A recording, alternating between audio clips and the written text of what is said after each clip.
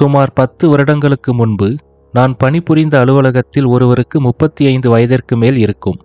அடிக்கடி S, oh no என்று அவர் கேபினில் உட்கார்ந்து கொண்டு சப்தமிடுவார். ஒரு நாள் திடீரென்று அவர் தன்னுடைய உயிரை மாய்த்து கொண்டார் என்ற தகவல் வந்தது. கிட்டத்தட்ட மாதம் 60,000 சம்பாதித்து கொண்டிருந்தவர். அவருடைய மனைவியும் பணிக்கு செல்பவர்தான். அவர்களுக்கு ஒரே பெண் குழந்தைதான். அவர் ஏன் இப்படி செய்தார் என்று எங்கள் யாருக்கும் புரியவில்லை. அதே போல என் நண்பனின் உடன் பிறந்த சகோதரர் ஒருவர் திடீரென்று தற்கொலை முயற்சி செய்து உயிருக்கு ஆபத்தான நிலையில் காப்பாற்றப்பட்டார். அவரும் நல்ல பணியில் இருப்பவர்தான். இப்போது குறிப்பிட்ட இருவரும் பாதிக்கப்பட்டது பங்குச்சந்தையால் தான். முதலில் நான் குறிப்பிட்ட நபர் ஒரு நாளைக்கு பங்குச்சந்தையில் 1000 ரூபாய் பார்க்க ஆசைப்பட்டு முயற்சியில் இறங்கியிருக்கிறார். அதில் சில முறை வெற்றியும் கிடைத்திருக்கிறது. தொடர்ச்சியாக அவருடைய கணிப்புகள் பலிக்கவே அதிக அளவில் இன்ட்ராடே ட்ரேடிங் செய்ய ஆரம்பித்திருக்கிறார். ஒரு கட்டத்தில் ஒரே நாளில் 20,000 லாபம் கிடைக்க அதில் முழுமூச்சாக இறங்கியிருக்கிறார். சில முறை விட்டதை வட்டியுடன் சேர்த்து பிடிக்கிறேன் என்று அவர் முயற்சிக்க மனைவிக்கே தெரியாமல் பேங்க் லாக்கரில் இருந்த நகைகளை அடகு வைத்தும் பர்சனல் லோன் வாங்கியும் பங்குச்சந்தையில் இறக்கியிருக்கிறார். கடைசியில் 40 லட்சம் ரூபாய் கடனுடன் உயிரை விட்டார்.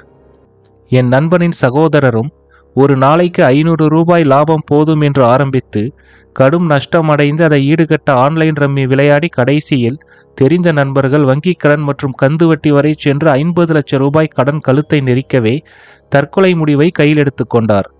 ஆனால் அதிர்ஷ்டவசமாக காப்பாற்றப்பட்டு அவருடைய மனைவி தன்னுடைய நகைகளையும் இருந்த வீட்டையும் விற்று கடனை கட்டினார். ஹாஸ்பிட்டல் பில் 2 லட்சம் செலவானது எல்லாம் தனிக்கணக்கு. டிசிஎஸ், இன்ஃபோசிஸ், டாடா குழுமங்கள் மற்றும் அதானி, அம்பானி போன்ற ஜாம்பவான் பங்குகளே எப்போது எந்த திசையில் பயணிக்கும் என்று எவராலும் துல்லியமாக கணிக்க முடியாது. மாதா மாதம் ஒரு தொகையை இன்வெஸ்ட்மெண்ட் செய்கிறேன் என்கிறீர்களா? அப்போது பங்குச்சந்தைக்கு வாருங்கள். அல்லது மியூச்சுவல் ஃபண்ட், அதாவது பரஸ்பர நிதி திட்டத்தில் முதலீடு செய்யுங்கள். நீண்ட கால முதலீட்டில் நிச்சயம் பலன் கிடைக்கும். அதை விட்டுவிட்டு தேவையில்லாத விஷயங்களில் இறங்காதீர்கள்.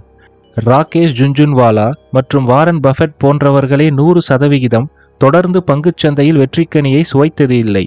முதலில் பங்குச்சந்தை சார்ந்த அறிவை வளர்த்து கொள்ளுங்கள் மற்றும் ஒரு நிறுவனத்தின் செயல்பாடுகள், அதன் லாப விகிதங்களை ஆராய கற்றுக்கொள்ளுங்கள்.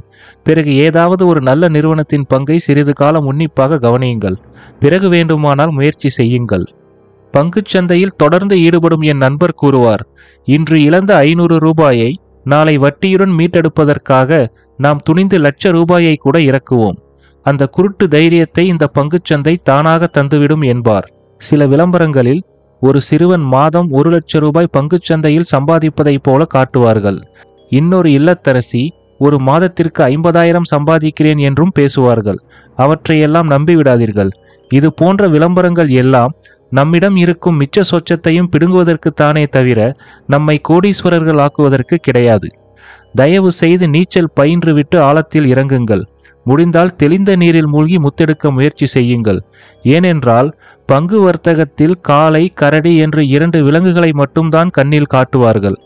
ஆனால் நம் கண்ணுக்கு தெரியாத ஒரு சுறா நாம் எப்போது தண்ணீரில் காலை விடுவோம் என்று ஆவலுடன் ஆழத்தில் காத்து கொண்டிருக்கும்.